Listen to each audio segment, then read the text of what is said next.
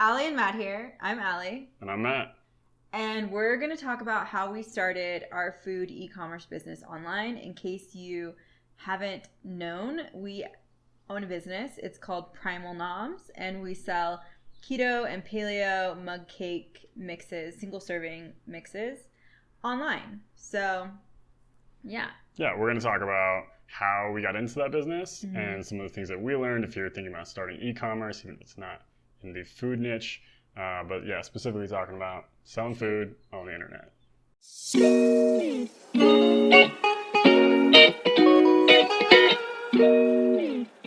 Yep.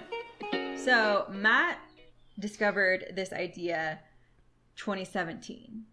I did. So I was going through a business incubator course, and we'll talk about this in another video, but why we kind of chose to go down the business route as a path to fire. So you can check that video out.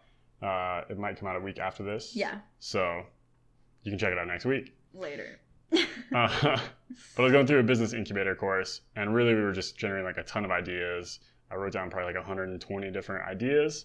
The key was like not really doing a lot of due diligence or too much like thought into it, just kind of putting down things you think are interesting or gaps that you see, like problems you wish were solved. Flexing your idea muscle. Yeah, and really just like practicing coming up with a lot of ideas. So I had learned about keto, just driving to work, listening to a bunch of podcasts, and had started doing it just for own kind of health reasons and to try it out, and actually like really liked it. So I found like something that I was missing was like desserts and baked goods. Like I just wanted to come home and grab like a cookie or a slice of bread to eat some peanut butter on, and there really like wasn't anything. So that was kind of the genesis of the idea for us to like be like, okay, this is a gap. Like we wish this existed. Other people probably want this too. And that was the spark, I should say. That was the spark. And then you started doing research to see like what was already out there, how things were doing based on Google Analytics. For sure. So like I said, the first step was just like throw as many ideas down on paper as you possibly can. Flex the idea muscle, make sure you're not like leaving any stones unturned as far as ideas. Yeah. And then the second step is like really to like cultivate those and throw out ones that already have like really robust solutions out there that you don't know how you would improve on. Yeah. And really just look for ones that either have no solutions or have some companies that are maybe trying to solve the problem, but you either have something you think you can do better or a different way to solve it or like a different way to position yourself to the customer. So that's what I started doing, was researching like, okay, how many companies are there out there that are making baked goods? How many different products do they have? Like what are their reviews like? Using Google Analytics. It was actually like SEMrush and Moz. They do like analytics on how many views their website's getting. And I was looking at, are they running ads in Facebook or on Google Ads or Google Shopping? And looking at Amazon reviews and using things like Unicorn Smasher or Jungle Scout, which is paid, but tells you maybe how many sales they're getting every month. Yeah, and if you can understand the page views, like how many page views a website has, you can kind of do some back of the envelope calculations with like assuming 2% of the people hitting the web page are converting to sales, and kind of make some like estimations on their average order value, so you can kind of determine like what their sales are. So that's what you did. I was doing all this for just a ton of different competitors, and at the same time doing a lot of research with like Google search Google keyword tool. Looking for like search volumes for different types of products. So I wasn't sure what I wanted to sell yet. Like maybe it was cookies or muffins or, you know, shakes or something in the keto space. So just doing like a ton of keyword research, looking at search volumes, looking at competitors, like who was ranking where in Google search for those, who was advertising, if there were ads at all, like are people paying for that keyword at all? Because if they're not, like no one's paying money, they're probably not selling a product, or there's either no money being made there or there's no product already created that people are trying to sell. Yeah. So doing a lot of that, like due diligence, and just throwing all of this into this big ass spreadsheet. You know, Matt loves his spreadsheets. You've probably seen some if you've hung around and seen some of our freebies. So yeah, that was I would say that was step 2. Yeah, so I think the key too is that not just to focus on the analytics, but to also focus on the things that you're passionate about, because it is, even if there's a huge gap in the market, it's still not going to be easy. And there's going to be times when you're going to want to quit, and there's going to be setbacks and, moments where you question yourself. We still struggle with that. Definitely. And yeah, so you want to make sure it's something that you believe in, and you're not just like selling something because it sells. Yeah. So some people can do that. I will say I probably wasn't like the most adamant or enthusiastic baker, maybe, before I started this. No. Didn't really bake that much. No. But now I'm much more into it. Yeah. So you can kind of mold. You don't have to be passionate about like everything. Like, you don't have to be the keto muffin guy if you're going to sell keto muffins. But if you're really passionate about muffins, really passionate about the keto diet, like, just be passionate about something in the business that you can identify with in your story. Definitely. Because that's important too. So what I was saying was,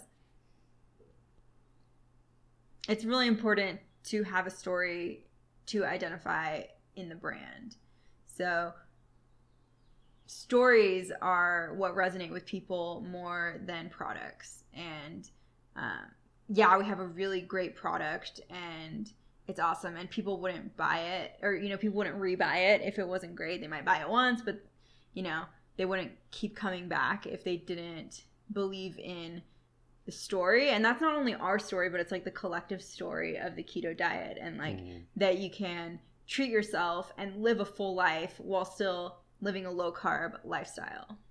We did initially start with a muffin product, and we actually hired a food scientist to help us, because when we were trying to develop a muffin, we would put it on the counter and like within 2 days it would be moldy. And we're like, we can't sell anything like this online.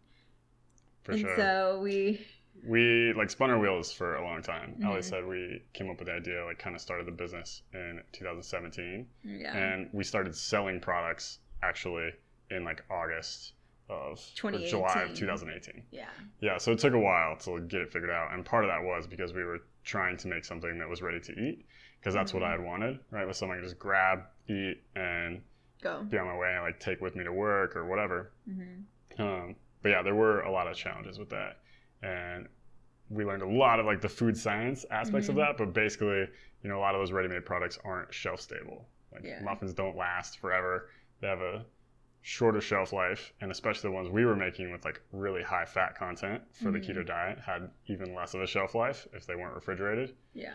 So we still tried to push through even after we knew that was an issue. We were like, okay, we'll do like cold storage. So we'll store them frozen.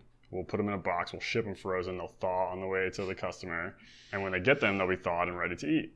So we looked at a bunch of options, and like all of these logistics just added to the complexity and also the cost, especially for a small company that's just starting up.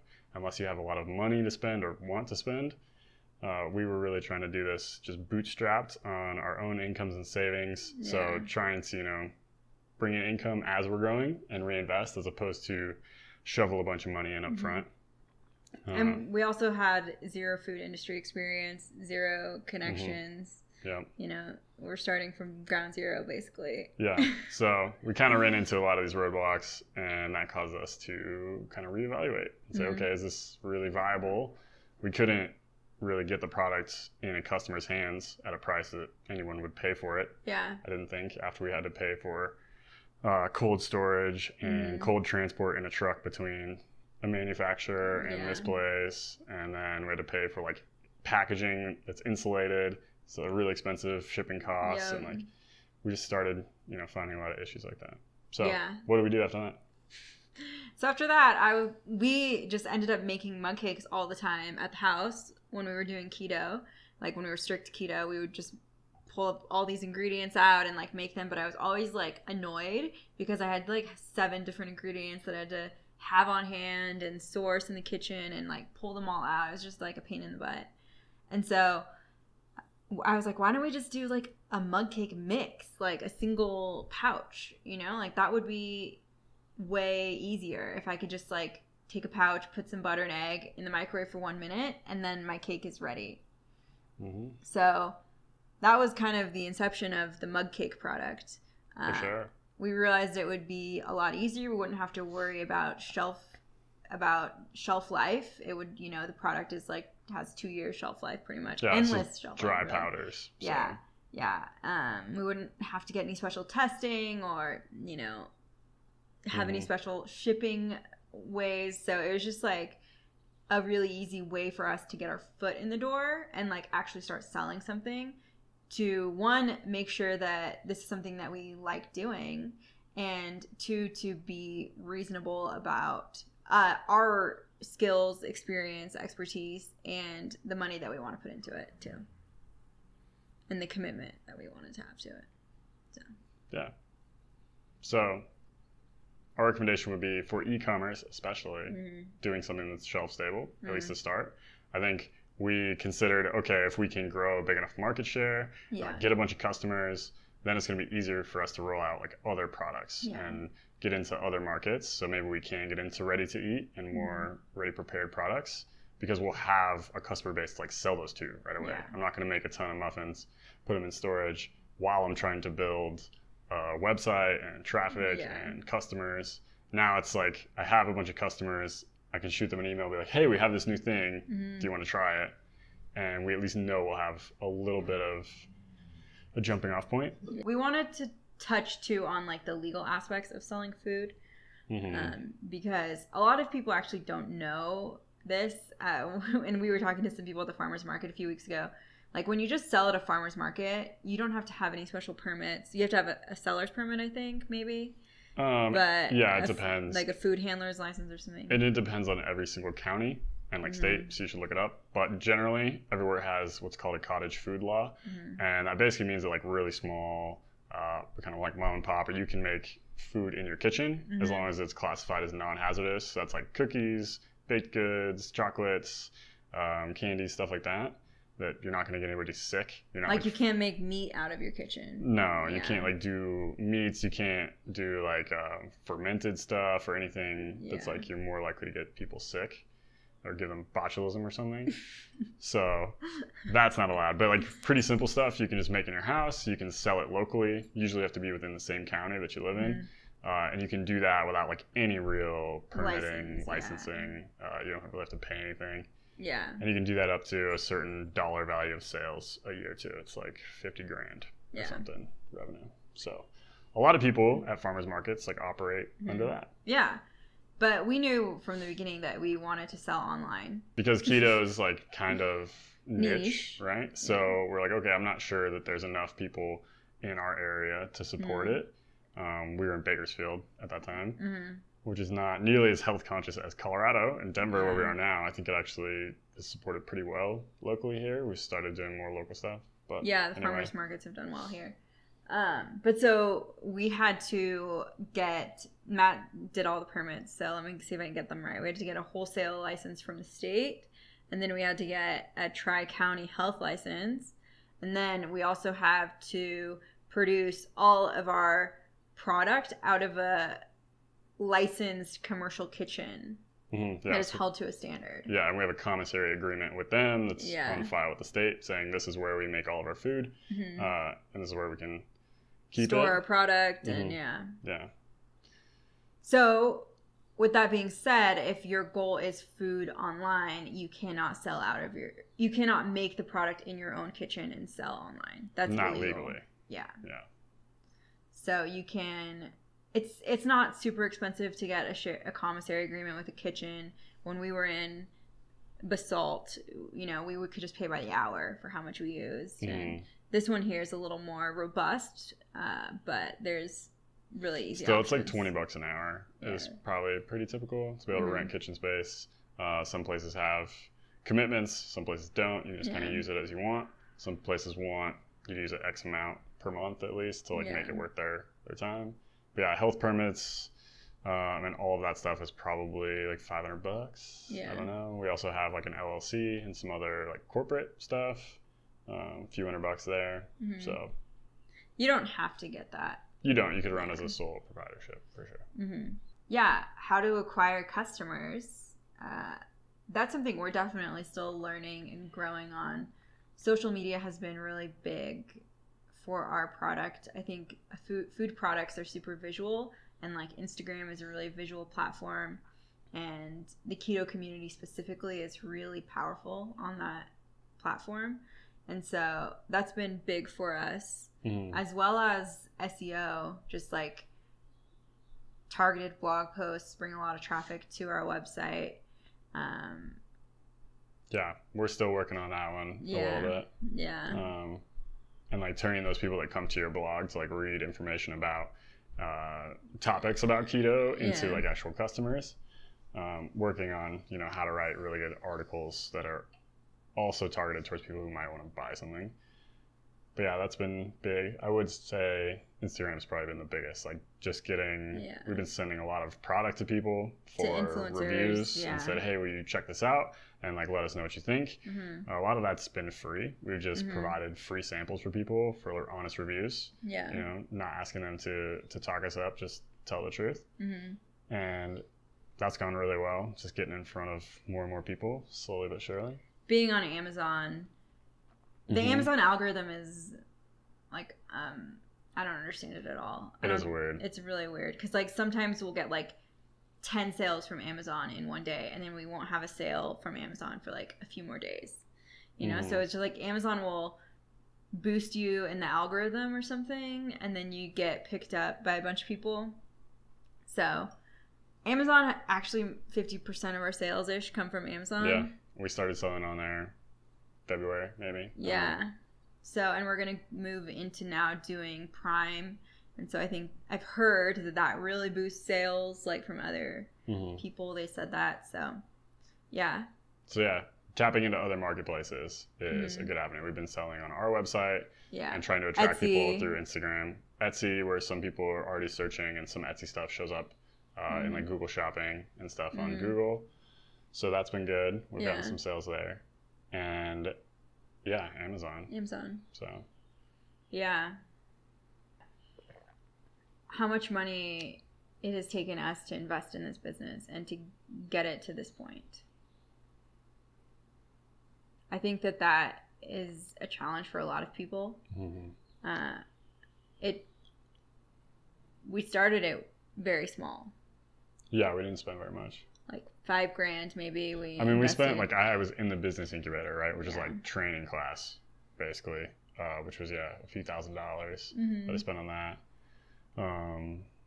Some business stuff, a bunch of materials to do like R&D and work on recipes.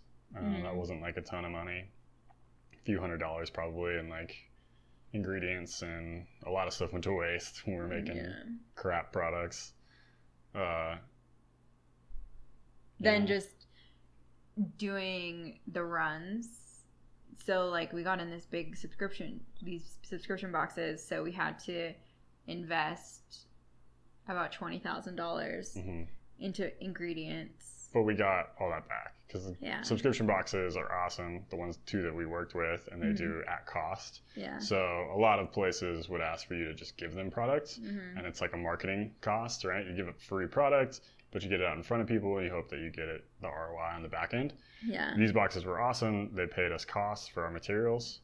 It was spread out though, so we got like 10% up front, 40% when we ship the product, and then 50% like net 30 after that. So we had to put up all the money up front for ingredients and the manufacturing costs to like rent the kitchen, and we paid for some part-time help. So we had to invest a lot there, which could have been a challenge for some people if you didn't have the savings or the financial backing to be able to put that in, even if it's coming back, right? If you don't have it, you can't spend it.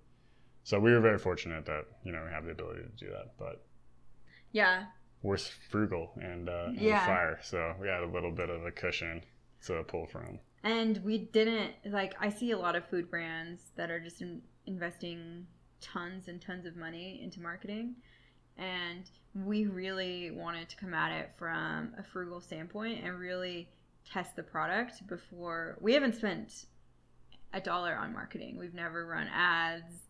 We've never paid for promotional content or anything. And I think that's good to start that way, because in the beginning especially, you'll really want to pivot and take customer feedback and really learn your customer and really learn what they want, why they love your product, what it is about your product that's different, how to position yourself. Like, these are all things you learn in the first 6 months to a year of selling. And a lot of people will just like dump money into ads because they're like, oh, I need to get new customers. And it's like, yeah, you that's helpful, but if you're not optimizing that, we just never thought that would be worth it. That was never our business plan. We weren't at that point at the beginning for sure. Like, I think we're approaching that point where we're ready to start doing some testing. So our camera cut off, but what we were saying was Where were we? We were talking about ads. Yeah, that was never our strategy. So we wanted to really grow organically and listen to customer feedback and make those changes. So one thing we learned was chocolate is a flavor a lot of people have on hand, all the ingredients. And that flavor wasn't fulfilling a huge need for them. But our other flavors like peanut butter and lemon poppy seed, and now we have like 4 other flavors that were coming out later this year that are super niche and specialty that I think are going to kill it, because it's not something you can make at home. Yeah. Like, to make chocolate, a lot of people who are doing any baking have like cocoa powder around. Mm-hmm. And as long as you have the other flours, like, you probably have your own mug cake recipe or can find one online. But yeah, to make lemon poppy seed or orange almond or carrot cake or some of these other things that we're working on, like, it's not as easy for someone to just kind of whip up. So that's something we learned, and I think will position us better as a brand in the future. Yeah. So yeah, that's how we started our food business. If you have any questions specifically, we always hang out in the comments, so feel free to leave them below and we'll answer them away. For sure. But yeah, anything to add? Say it's like, do it again. Try our bitchin' cakes. And then he did a wink thing. He was like, try our bitchin' cakes. It's like, who are you? Check out primalnoms.com. See what we got going on. Where's the wink? You already did it like 14 times. Cheers. See you guys next week. Bye. Bye.